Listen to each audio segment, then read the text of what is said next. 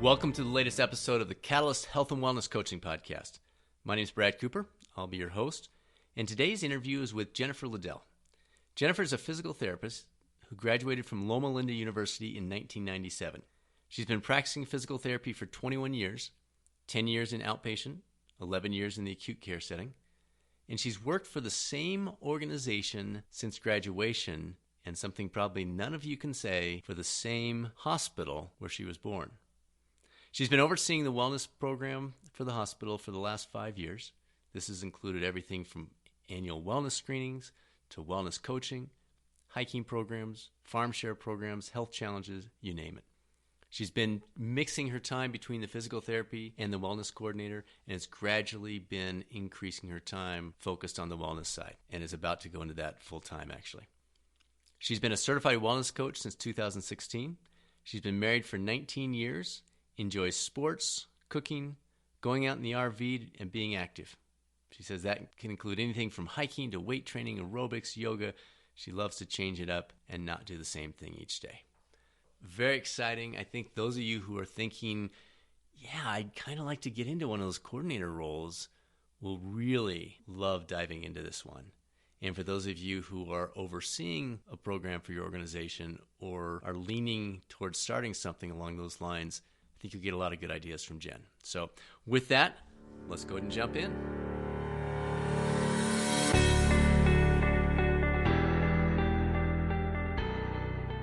All right, well, we're here with Jen. Jen, thanks for jumping in on this. She's got some pretty cool insights. You're gonna enjoy this one. So Jen, first of all, tell us a little bit about your background and the role that you play in your organization. Well, I'm a PT by trade, I always say. Been practicing I think 21 years now, which seems like forever. Then I've worked in the same hospital here since I graduated from PT school, and I did about 10 years of outpatient PT, and then progressed into the inpatient setting. And over the last 5 years, then I progressed into this wellness coordination role, where it just kind of happened. We'd had a wellness program in existence that someone was retiring who was running it, and they had asked me to take the program over. So slowly been transitioning more into the wellness field and less into the PT field, and so that's where I am now, running a wellness program for about 2,400 employees. So if we look back to how you got started, you mentioned a little bit, but how'd that actual transition take place? Because that's a pretty interesting leap from treating patients as a physical therapist to all of a sudden taking over this program. So walk us through that a little bit. We had this program in existence, and I was helping do some wellness coaching. We didn't really have a credentialed program as far as wellness coaching. It was just kind of a homegrown thing that we were trying to help our employees.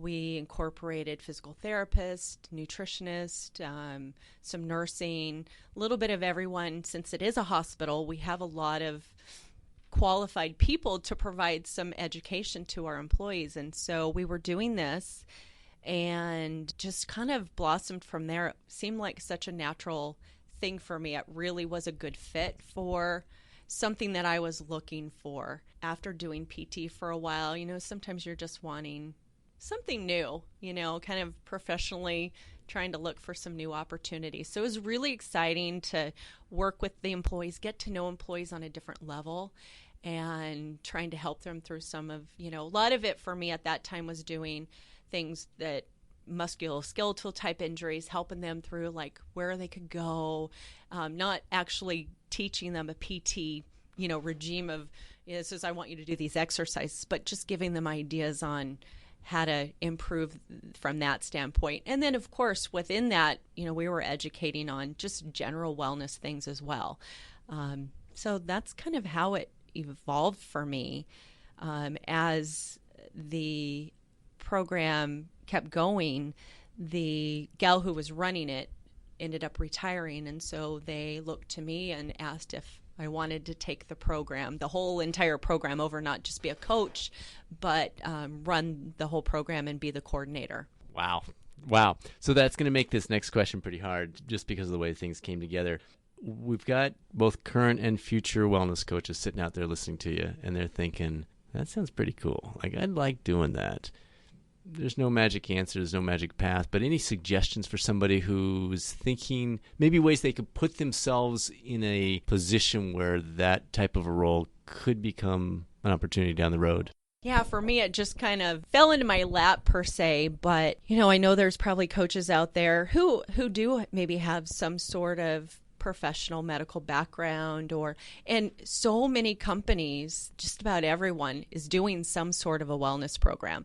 Yeah, I work in the medical industry, but there's all kinds of ways and everyone's looking for how to incorporate wellness. So I think if you have that passion and that desire to kind of do more than just be a one-on-one coach, but actually run a program. There's so many opportunities out there, joining organizations like maybe WellCOA or going to some of the big conferences, the Journal of Health Promotion, that was a big one.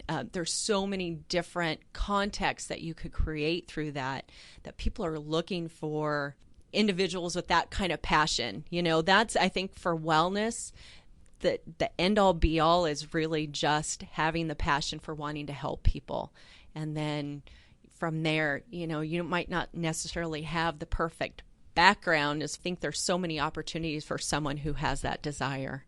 Good. And I almost sense you saying, be great at where you are today, and the doors will continue to open in a lot of ways. So, Good. Okay, so you and I met when you went through the Wellness Coach certification with Catalyst. What drove that? What created the interest in going to get certified? You're a physical therapist. You're doing some coaching.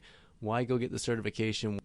It was really, I'm running this wellness program and kind of telling myself, well, really, what kind of background do I have? What credential? I felt like maybe I needed to step up my game and really have something to show for it. I'm not, just from a PT standpoint, what do I know about the whole big gamut of wellness? And I felt like you really needed that background to be able to, prove to the hospital in general that, I'm the right person for this role, but also to the people that I was working with and coaching that I have some kind of knowledge beyond just the PT realm. And so I actually, one of my coworkers found the Catalyst coaching ad somewhere, and she, hey, this might be something you're interested in. And so when I sought it out, because I know there's lots of different options, but it would just seem like a very good fit for me. Yeah, I'm so glad that I went through and got certified as a coach, because it's really given me a lot of background and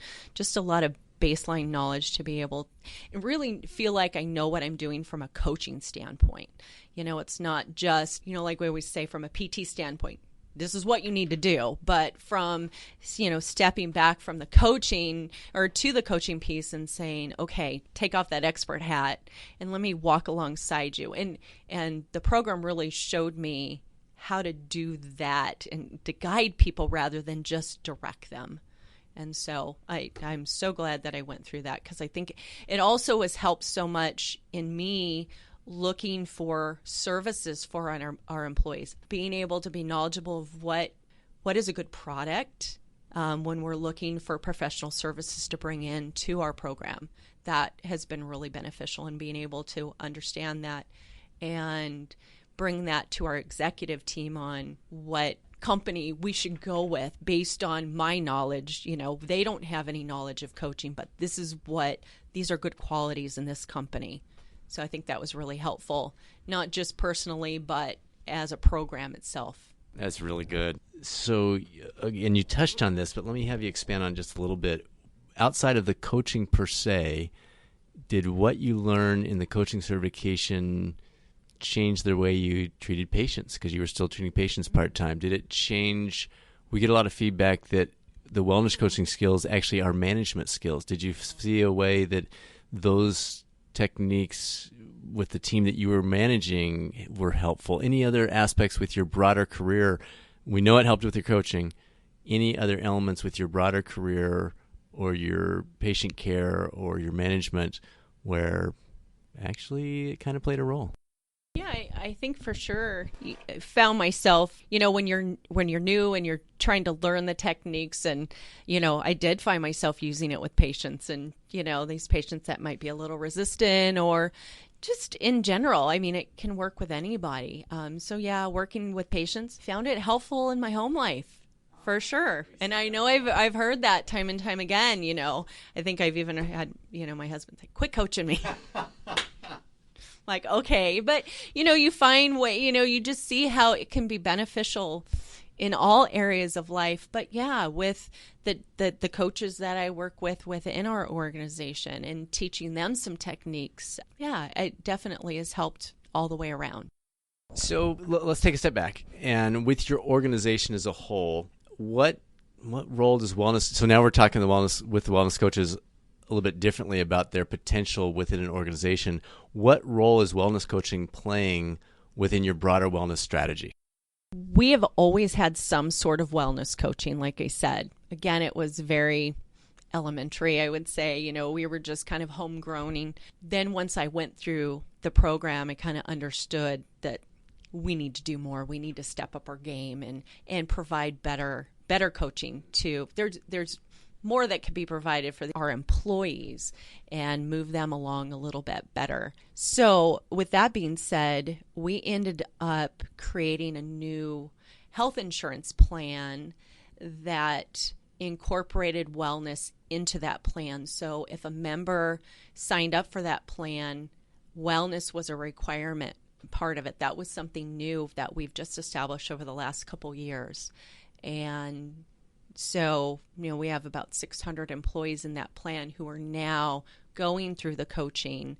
And that's kind of how, we've really incorporated the bigger picture of coaching and not just, a couple sessions here or there, but really now, we're doing over 1,200 coaching sessions throughout the year that really impacted our employees and really have made a big difference. So because we've been able to utilize this, an outside company to do that, we've really been able to expand our reach and impact those employees so much more.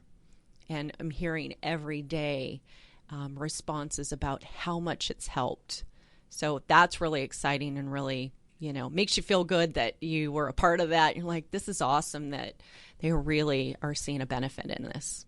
So cool. That's got to be encouraging for the folks listening too.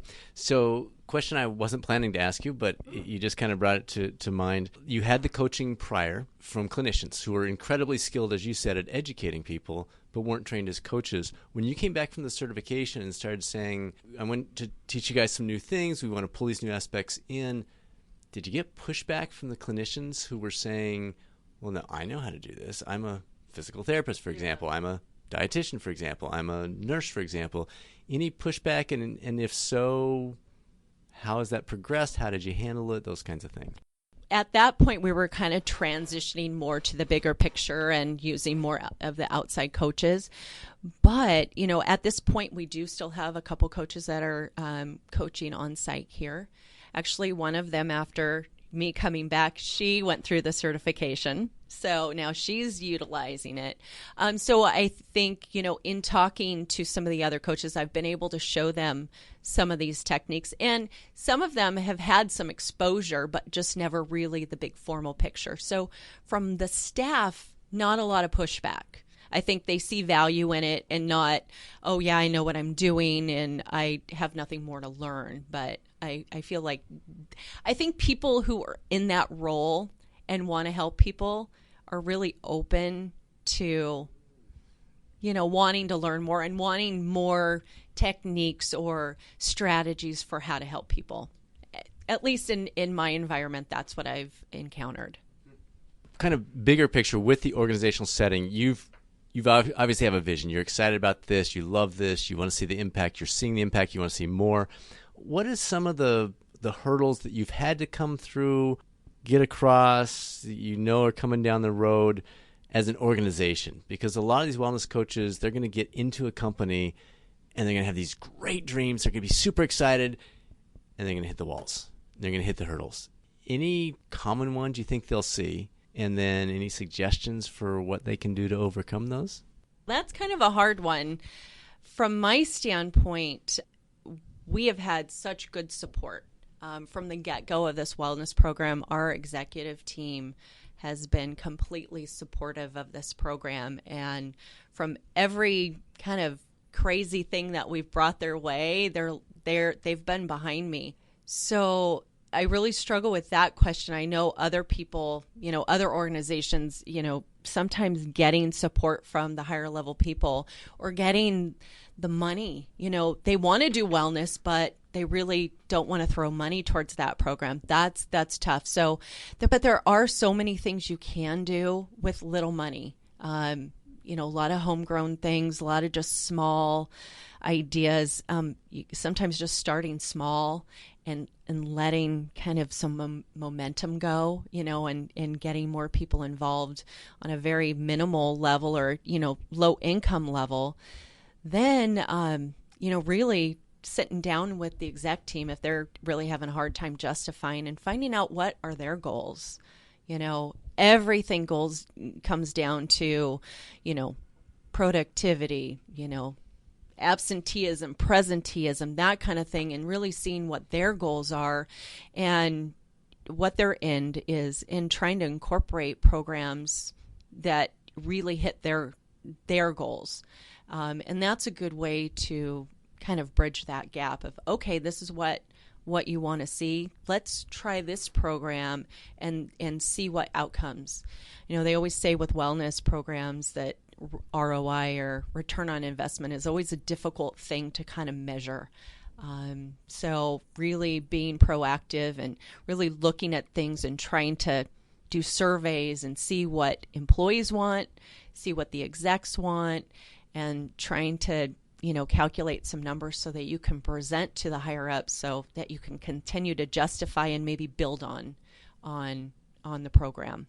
That's good. And by the way, for folks that are listening to this, if you are in that situation, we've got an ROI document that we can share with you that you can use. So feel free to reach out to us for that. And then I love what you said about starting small, because the concept, you have how many, 2,400 employees? Mm-hmm. So you have 2,400 employees, but let's say you had 800. The idea of, or 8,000, the idea of going from not doing coaching at all to coaching 8,000 people or 800 or 80,000, that's a big number. Coaching's not cheap, but it works better than anything else out there. So your idea of a small get it started is brilliant, because even if you're only coaching, let's say 36 people, and you do the surveys and you look at outcomes, then you show it works. And now they love paying for it, because it's like putting money in the stock market when the stock market's doing well. They know they're going to get the return. So good stuff. Thank you. So let's get a little more lighthearted here.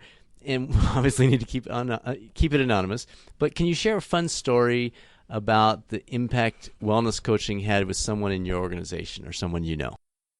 Employees are always coming to me, or as I pass them in the halls, they might share their experience with their session they had. Not so much a fun story, but I think a hopeful, inspiring story. I know a gal who has coached with us for the last couple of years, and she was telling me of some really barriers that she was having. When we think of wellness, that typical nutrition, fitness, that kind of thing, that's where everyone's brain goes to.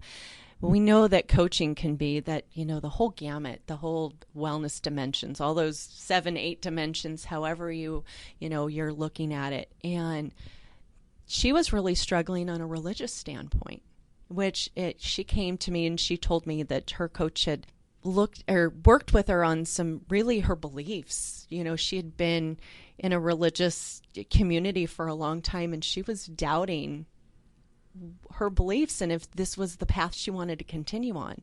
But she was really struggling that the only support system she had were those people in that community, and she was trying to instill some new values with her children, and she was really struggling, like, what do I do? And so so emotional when she was telling me this story about what a big impact this coach had on her. And she wasn't teaching her, it was just, she was talking her through some things, and she said that was so life-changing for her, and she said it just really made her look at things in a different way, and she was able to move on.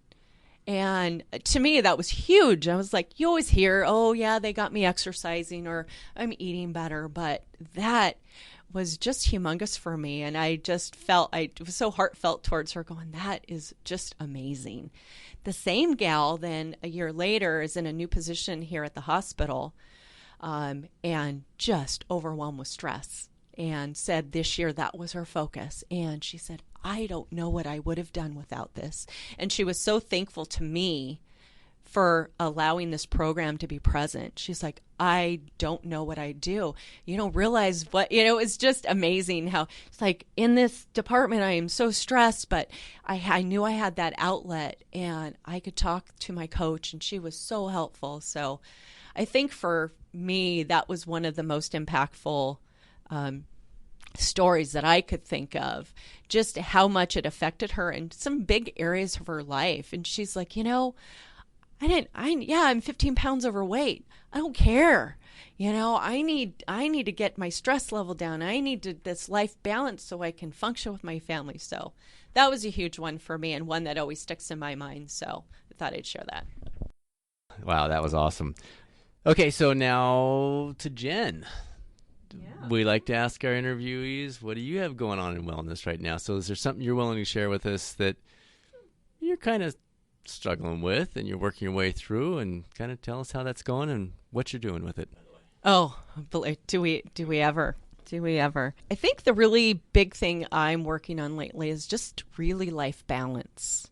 I always envision wellness as a juggler. I'm thinking of all these balls that are in the air, and the minute we put one focus on that one ball in the air and really pay attention to it, everything else falls away, or all those balls drop. And just trying to really keep everything in balance. Yeah, I know they come and go and the little things get warped, and but between, I've really been putting a big effort on my professional development, doing these coaching certifications, and I just got certified as a Tai Chi instructor, and just, really, and it's exciting, and it's, it's like addicting. You're doing all this new stuff, but yet, okay, what about other parts of life, home life and social life and all that? Just trying to make sure that I'm keeping everything balanced and real and not putting too much focus on one thing. And I think that's an ongoing thing. I don't think that'll ever stop. So I think that's really been my focus, of really trying to keep just everything in balance. Last question. You got current, you got future wellness coaches out there. They're sitting here across from you. They're looking at you and say, you seem to have this figured out. You don't have to tell us you don't, because none of us really do. But they want to know any parting words of wisdom, and maybe you can split it in two. The group that's thinking, yeah, I might want to look into this. What would you say to them? And then the folks that are already certified, they're maybe doing a little bit of coaching, but they're trying to figure out, what do I do to make it better, to expand my career, those kinds of things. So you got your future folks that are pondering. You got your current folks that are trying to read the map a little bit better. Let's see. So people who are thinking about coaching, I just really encourage you to do it. Just go for it. I think if you're in that, do I want to do it? Do I not? It's definitely something that must be of interest to you. And it's such an amazing field, and it's such an emerging field that I think you're setting yourself at a good time for just some good potential out there. I would just encourage you to just go for it. That would be my biggest recommendation. As far as current coaches, maybe, like I'm doing, more professional development. We all kind of get stagnant. You get in something where you're doing this a lot, or, yeah, I'm coaching, I'm not doing a lot of it, or I'm not making a lot of money. Just keep going out there. Really, I think an important piece is finding your niche.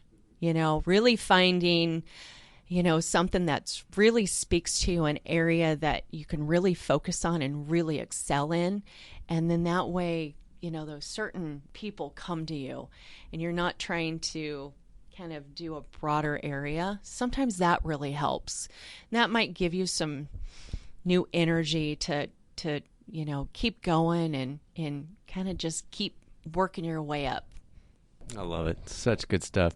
Jen, thank you so much. Really appreciate it. And I think you have a lot of folks saying, oh, I really love that one.